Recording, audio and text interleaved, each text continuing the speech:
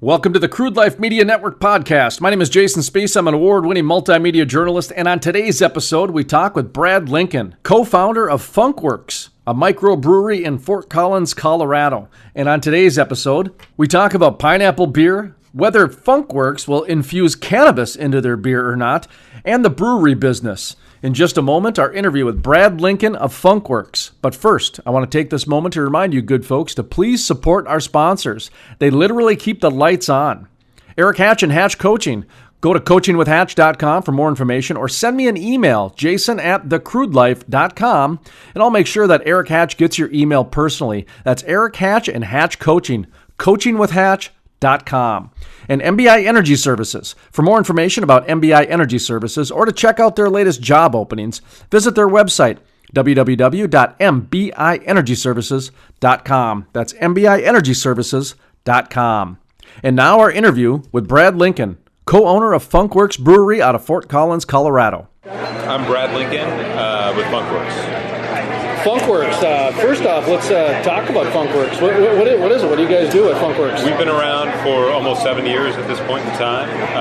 We focus on saisons and sours primarily. We have about 160 barrels in our barrel aging program. We're not a huge player. We did about just under 6,000 barrels last year, but we do kind of niche styles, big saisons and sours, and really focus on that. So we're not a brewery that's for everyone. We're kind of doing our own thing. I would imagine being a brewery, it's not about, competing with Budweiser or competing with Coors or anything like that. It would be more about making the numbers work and making sure that you've got a good product so that, that you're going to make those things work. Because I don't know much about the microbrew business. Is it a high-risk business? Is it... I don't know. I think it's probably becoming more high risk. I think that there's a lot of entrants coming in, which always has the potential to...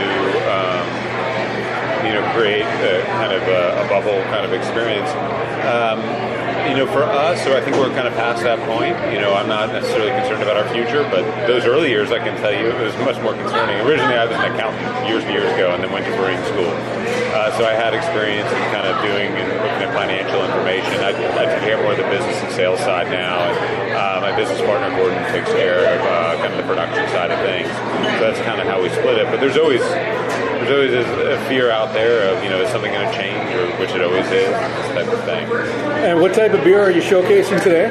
We have primarily our Saisons and Provincial series, kettle sours that we do.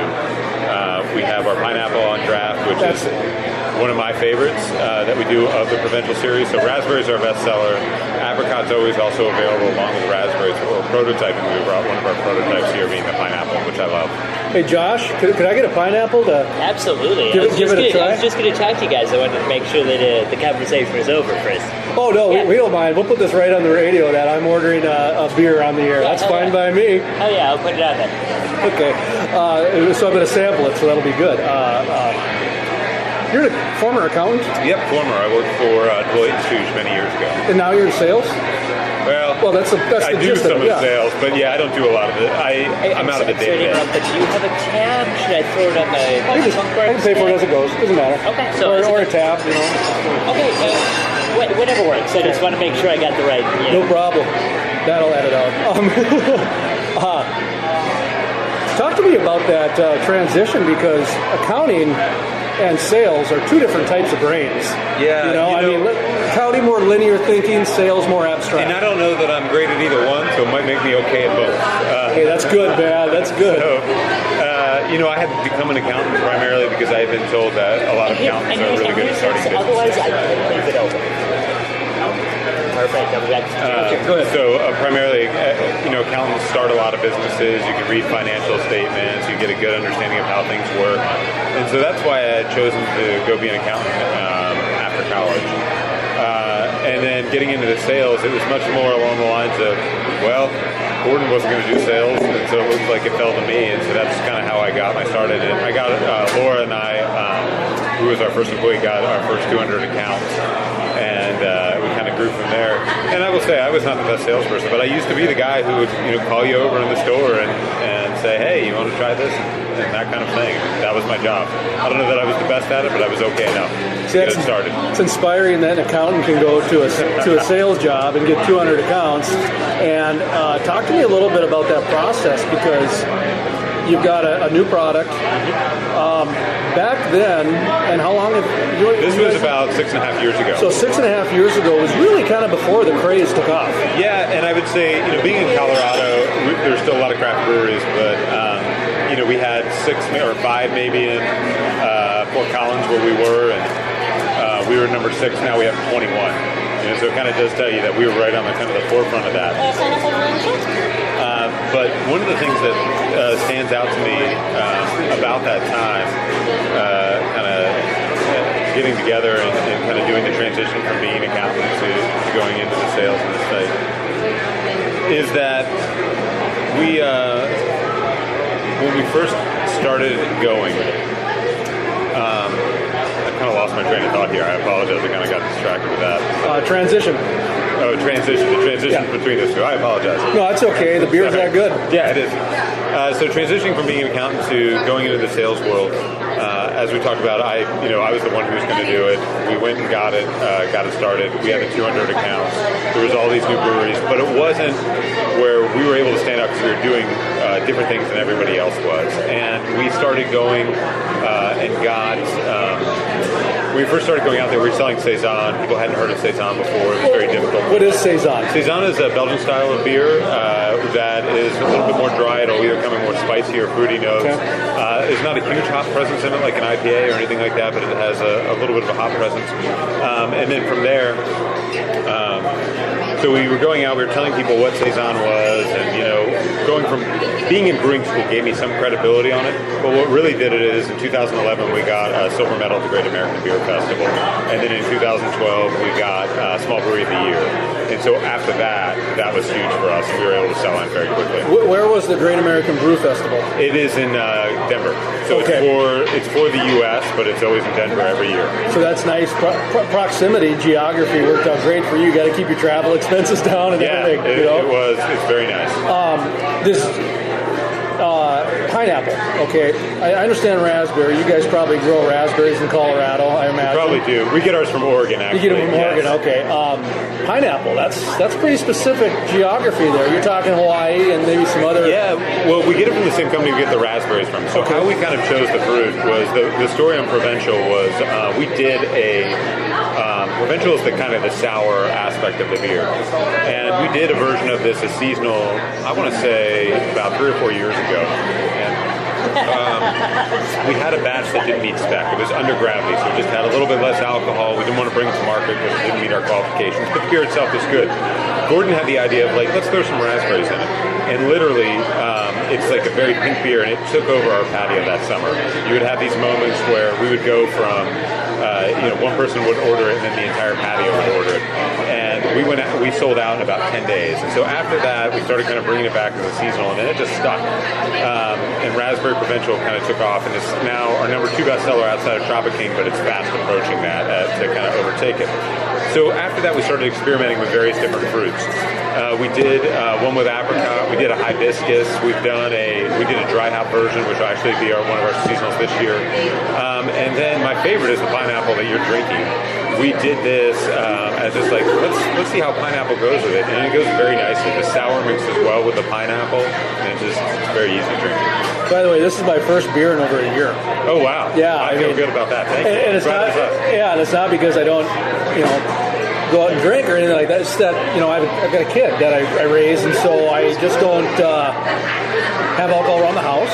And but when I like to go out, I like to order a craft beer because it's about the experience and it's about the textures and the layers to it. And I see that with the pineapple. I can taste the pineapple in there, but also I can taste some of the other elements that a traditional beer brings. How does this work? How long does it take to make a batch? So, how many ingredients do you got to put in there? Well, it takes a little bit longer than some other beers that we do, but what we do is kind of a little bit different process. So most beer, you'll go through, you'll brew the beer, you put it in the tank, you put yeast on, you dry hop it, and then, after a few weeks,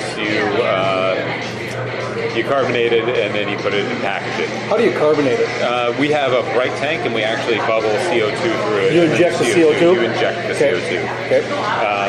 But with this particular way, we have another step in there, which is we let it sit overnight or a couple days, depending, and we will put a souring bacteria in it, which will turn it sour, and then we bring it back into the kettle, boil it so it kills all the bacteria, and then we drop the yeast at that point in time. So it's a little bit different of a process, a little bit more complex, but it gives it that sourness. And then later on, instead of dry hopping, we add pineapple into kind of the fermenter at that point in time. Do you do an IPA, a heavy IPA? No, one? we don't. Okay. We have stuck really just to Belgian styles and sours. There were so many good IPAs around, and we're in a town with New Belgium and Odell's who just do excellent stuff, and we knew from the start that we wanted to be different than everybody, which is why we don't do any IPAs, we don't do any pales. Occasionally we'll do a stout, because I like stouts. We did our very first lager, which was done on a whim just for our tap room. That's another nice thing about the tap, the smaller taps and the crafts and the microbrews is and it goes back to controlling the numbers to where you don't want to run too far away from a stock. You know what I mean? A root, a core. And that sounds like what you guys are doing. You found your successful core, and introducing a pineapple one or a raspberry one is almost more like a fun time for you guys as opposed to, okay, we got to make these numbers work because we got a whole new department we're going to go ahead on. And talk to me about that a little bit. Well, I would say that one of the things about this, and it's at least craft beer at our size is very much like, what do Gordon and I want to do? Like, certain things we have to do. We have to brew enough Saison, we have to brew enough King, we have to brew enough Raspberry Provincial. But in some years, we didn't have enough tanks because we were growing so fast. We doubled 2 years' growth. We grew by 70% last year. So we're finally at a point now where we have enough tanks that we can go have a little bit of fun, which is kind of why we have the pineapple and this type of thing. And it will be just on a whim. Gordon will decide that he wants to do something. I'm like, let's try this. I'm really excited about this particular project. Let's go do that, and we can do it. And if it doesn't turn out, well, it goes to drain. But it's really just us who kind of get hurt by that. We don't have, any other investors or anything like us. It's just the two of us. Brad Lincoln, co-founder? Yeah, co-founder. And CEO or sales or co-founder? Yeah, co-founder is what I do. Brad Lincoln, co-founder, Funkwerks, microbrew, is it correct? Yeah, craft beer. Craft beer, okay. Out of Fort Collins, Colorado. Have you guys explored the cannabis beer at all? Are you looking at that? No, because we actually got a call on that. Gordon got a call on that I want to say a year ago or whenever it started to become legal. Would you like to have a beer though? Yes, please. Same thing? Yes, thank you. And pineapple, I imagine. Wait, what kind is it, bartender? Ooh, we're looking at, I have descriptors here. The pineapple Provincial. So if somebody ordered a pineapple Provincia, how would you describe it? Honestly, I haven't tried it quite yet, so I probably should be back with a sample for myself. Yeah, you should definitely get it. Yeah, and then I'll make sure that you have a beer first because you got to be hydrated. You got to keep hydrated. Here, I thought that was a softball for him to read that, but okay, all right, you Josh. Okay, so we tried the cannabis beer, or we didn't try it. We were approached by it, and then Gordon, we're federally licensed, so always the big fear is if we go do something along those lines, the feds are going to come crack down. And certainly under the new administration, that is very much more of a concern than it was under the Obama administration. So we're not touching it. We're not going in that direction. So because you guys are in alcohol, you're considered under the federal. We're under the federal license. We have a federal and a state, and we have 14 governmental bodies. This is a completely new twist to the whole cannabis story because I do cover cannabis for a number of different programs and magazines, and the banking was such a unique thing because it's federally insured and it's a cash business, and you got people in Colorado burying money in barrels in their backyard like Breaking Bad. Another guy I interviewed was setting up his dispensary to be a credit union because they're not FDIC insured, and another guy just paid his employees in cash and let them worry about the IRS later. So that's a new twist to the whole cannabis thing, because in North Dakota, we have medicinal cannabis now, medicinal marijuana. Really? It just passed, and it's having problems at the state, but it passed, and the federal is a big hang-up. I've never heard that from the brewing industry. And I think there's some breweries that have done it, but we've always just been concerned, and I don't know that they've done it with any THC in it too. I mean, I think that's the other thing. I know that they've used like hemp and this type of thing, but I don't know that they've used much with THC. But somebody's going to do it. I think there's probably a market for something along those lines. I don't necessarily want to be the ones where the feds come busting down the door. I hear you there. In fact, I don't think it's a good idea to mix THC and alcohol anyway. That's actually a good point, too. I can think of a few nights where the two mixed and it's not good. Yeah, I mean, that's right. I don't even remember those nights. But yeah, that's honestly, I don't either. Right. Oh, I spent a week in Colorado one night. Anyway. So, You're welcome. So you're kind of you're here kind of doing a personal appearance for your new beer that you're launching, the Pineapple Provincial. We've got Saison, we've got Raspberry Provincial, we've got Tropic King, and we've got Apricot Provincial. Where's the word Provincial come from? I'm not familiar with that term. Yeah. I don't know that we're that familiar with that term, honestly. It was one of those things that we pulled out. Naming beers is everybody will tell you is fun until you realize that a lot of the good names are taken. And so we found this name, I think Gordon found it. He was thinking of like French countryside kind of thing. Provincial came into his head and he kind of went with that. And really, more than anything else, it fell down to, it just kind of stuck and it wasn't being used. And so then we just started putting the fruit in and it kind of took on a life of its own. I mean, that's how a lot of our names have been. So what's next for you guys? You got, I mean, I know you got a new one going, but and you're celebrating the fruits of your labor. But at the same time, I'm sure you got a few ideas in the back of your head for the future. Yeah, the things that most excite me are barrel projects. I really enjoy some of the stuff that we're doing with barrels and some of the barrel blends with some of the sours and regular beers that we do. I believe that you can add layers of complexity with a barrel, but it shouldn't necessarily be overpowering. An ideal beer for me might be a barrel beer, but you can't even tell it's totally a barrel beer. It just has that kind of layer to it. So I'm excited about that. I'm excited about getting more provincials out there. I think that, the hibiscus provincial was good, but it wasn't great. This pineapple one is great. It's going to be our summer seasonal. I want to explore a little bit more of that. I think that there is some hops that we're starting to be able to kind of get and explore on the Saison side of things. They don't really go that well with the provincial, but we have a dry hop version of it that I'm really interested in kind of seeing how that turns out this summer. But really, I think my kind of heart is always in the barrel project. Do you do, I know you mentioned you've got taps at how many locations? I have no idea these days, truthfully. Okay, over 200 is it? Over 200. Okay, sure, yeah. That's amazing to have, I would imagine, to supply beer to over 200 people. Do you do cans? Do you do bottles? We do bottles. We have 4 packs of bottles available, and those are available here starting the next couple weeks as well. How many states are you in for that? 6 at the moment. Do you know off the top of your head the states? Yes, I do.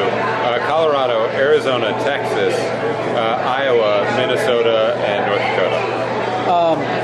What about the neighboring states? Wyoming, Nebraska, Utah? I guess I just answered my own question there. Yeah. But I mean, is it tough to get into some of those more conservative states? It's certainly Utah has its own market kind of complexities, but it's all sold through one basically chain. We'd be considered liquor over there. For other states, New Mexico or Wyoming, we have a good relationship with our distributor up here, which also has offices in Minnesota as well as Iowa. And they've supported us really well as Johnson Brothers, and that makes a big difference to us. We want to know that whoever's representing our beer is doing a great job, and that's kind of what we look for. So yeah, that's kind of how we pick them. Will we go into New Mexico and Wyoming? Absolutely, at some point in time. But we just got to find the right partner in those areas. And a lot of times it's because you can't go into a bar and just sell to them. You got to go through a distributor, right? Through a distributor. Yeah. And that's we don't get too political on the show, but you can sell in your own brewery, right? Yes. Okay, because in Fargo, there's an issue where a brewery opened a second location, and they got to go through the distributor so the distributor can deliver to their second location because they're not technically a microbrew, they're just a satellite location. So in Colorado, we couldn't even do that. Really? Yeah, the way that it works is that you really can't technically have a second tap room or anything like that. We're trying to get that changed. My hope is that changes, but we'll kind of see how it goes. I can see there's some kind of like backdoor ways to do it, but it's again through the same kind of relationship that you're talking about. It probably would be where you would have to sell to yourself. Yeah, it's weird. Which is, it's bittersweet. It's nice because you make a markup, but then you lose that profit and everything else. Well, I tell you, I like to give guests the final say, the final word. Anything we need to hit on? Anything that you want to reiterate? Any direction you want to go? No, so the final word's yours. I think that the only thing I'd like to say is that I had never been to North Dakota before. It wasn't. I think there's only about 4 states I hadn't been to. And when I got here, I was expecting everything to be covered in snow, which it was not. The weather's very nice. It's very similar to Fort Collins right now. I wasn't expecting such a cool downtown area in Fargo. I just didn't know what I was. And kind of coming here, I've really enjoyed the past couple of days. So I'm excited that we're here. I'm sure we will be back in town, Laura and I. And I hope that everybody likes us. Are you in any final question again? Once again, sorry. Are you in any other locations across the state of North Dakota? We've got like 30 radio affiliates, and we're down in the Black Hills. We got eastern Montana, but I don't think you're there. But we're not in North Dakota, what other cities are you in? Let's see. Bismarck? Maybe. I really don't know. Grand Forks? Grand Forks, I know we're in. Minot? Yeah, I think we're going. I think that those are a couple that have come up. We went and did the distributor meeting today, and they named all of these cities off that we're going. But I don't know what's there and how fast we're going to be there or anything like that. I apologize. Folks in Bismarck, Dickinson, Williston, Minot, etc. Don't be offended when you've got 2,000+ accounts and stuff that I can't even name all my radio stations I'm on, and I've apologized to all my affiliates. But I know what you mean. Once you get to a certain point, your mind just can't keep track of them all. You start intermingling states and Fargo, New Mexico, And so, well, the other thing is this is why I bring Laura with me, because I suck at doing the kind of stuff of doing that. She keeps me in order. I think the rule is when I'm talking to the distributors, I'll be like, oh yeah, we have that beer in the brewery, and Laura will be like, no, we don't have that beer in the brewery. We can't sell it. We've already sold it to somebody else. Stop killing the sale. Yeah. So there's this kind of thing. It's just not my strong suit knowing, where anything's at. I'm not the detail person. She helps me out along the way. Brad Lincoln, thank you much. Yeah, thank you. Funkwerks out of Fort Collins, Colorado. And that was Brad Lincoln of Funkwerks. To listen to this podcast or other podcasts, visit our website, www.thecrudelife.com. That's thecrudelife.com. And while you're there, be sure to sign up for our weekly Crude Life newsletter. We're also on social media. Check out our Facebook and Twitter pages, facebook.com/thecrudelife and twitter.com/realcrudelife. I'd also like to take this time once again to thank our sponsors for supporting the Crude Life Media Network podcast, Eric Hatch and Hatch Coaching. Go to coachingwithhatch.com for more information or send me an email, jason@thecrudelife.com, and I'll personally make sure that Eric Hatch gets your email. Eric Hatch and Hatch Coaching, coachingwithhatch.com. That's coachingwithhatch.com. MBI Energy Services. For more information about MBI Energy Services or to check out their latest job openings, visit their website, www.mbienergyservices.com. That's mbienergyservices.com. Well, that's it for this episode. Till next time, be happy, and remember, sometimes life can just be crude. We'll see you next time, folks. Be your big stud. You can be Bugs Bunny, I'll be Elmer I'll follow you. I think you know the way. If we were pigs, so we'd be getting dirty. I said, I kinda like that, but kinda like that girl. My name is Otis, and I am the host of the Kids in Capitalism Kidcast. Let me tell you about one of our sponsors. Hatch Realty is in the business of helping people. They just happen to sell real estate. Call Eric Hatch or anyone on the Hatch Realty team with any real estate question. They want to be a resource and connection for you. That's Hatch Realty, 701-212-1572. That's 701-212-1572. Hatch Realty in the business of helping people. They just happen to sell real estate. Hatch Realty. Tell them Otis sent you. Since 1979, MBI Energy Services has committed to responsibly growing with today's oil and gas industry by providing proven experience, strategic locations, and integrated services. MBI Energy Services is well established, and its innovation in safety and excellent customer service is what truly makes MBI Energy Services the oil field service professionals. MBI Energy Services, the cutting edge in oil field safety solutions. Learn more at mbienergyservices.com.